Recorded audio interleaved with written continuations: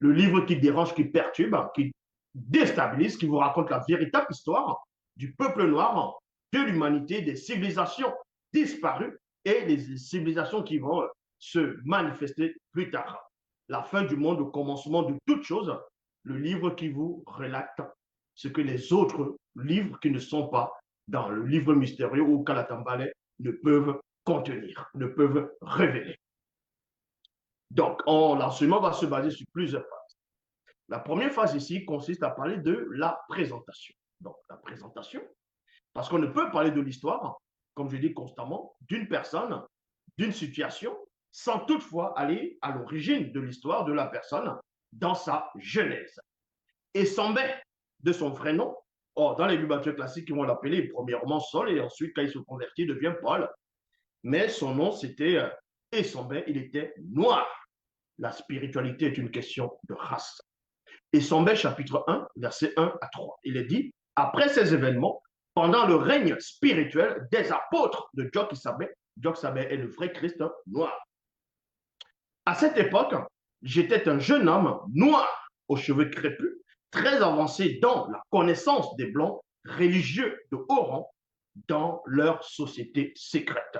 Donc, Essambé dit ici, c'est-à-dire étant un jeune homme noir, il était pleinement zélé pour la connaissance. Il voulait transcender sa conscience. Il avait beaucoup de connaissances livresques et beaucoup de connaissances sur, on va dire, la philosophie, sur beaucoup d'autres choses.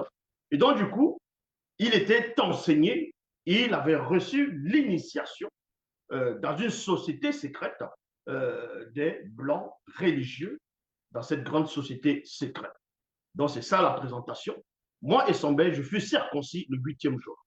Mais avant que Essambé ne puisse rencontrer plutôt, aller voir, être initié par cette société secrète où se trouvaient ces Blancs-là, religieux, Essambé avait d'abord reçu l'éducation spirituelle de ses ancêtres dont il connaissait, il savait que Loba est unique créateur.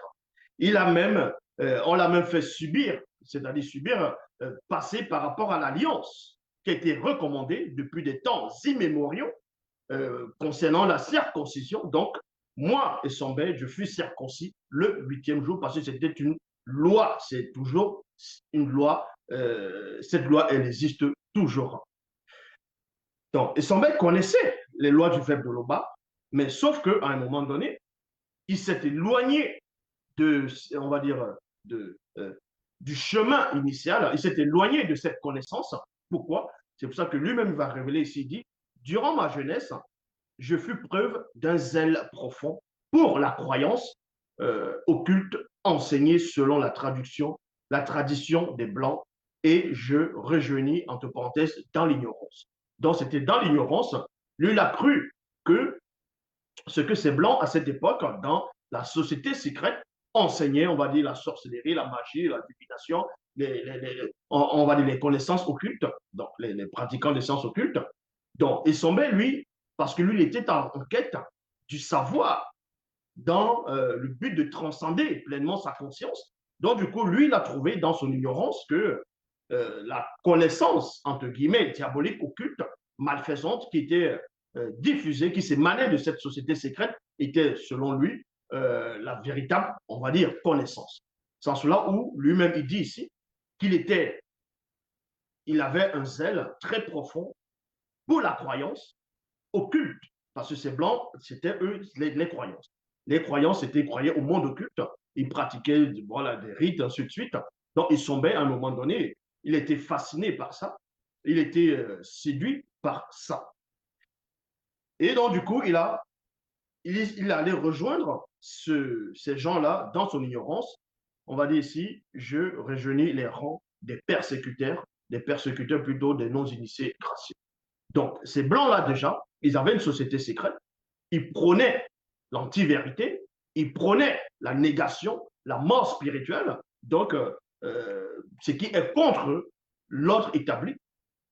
Et en même temps, le but dans le quotidien était de persécuter les non-initiés graciés, donc ceux qui avaient changé radicalement, on va dire, les comportements, leur état de conscience, les façons de voir et de vivre. Donc, les gens ont accepté le fait prôné par Djok Sabé et aussi également les enseignements qui avaient été jadis euh, envoyés ou relatés, enseignés par Boussi et les autres Batopédamundi, c'est-à-dire les prophètes. Ils ont commencé à persécuter les non-initiés graciés, mais ils n'osaient pas, à cette époque, en ce moment précis, à persécuter les initiés. Parce que les initiés disposaient d'une très grande puissance, une connaissance. Ils avaient aussi l'autorité, c'était pas n'importe qui qu'on pouvait toucher.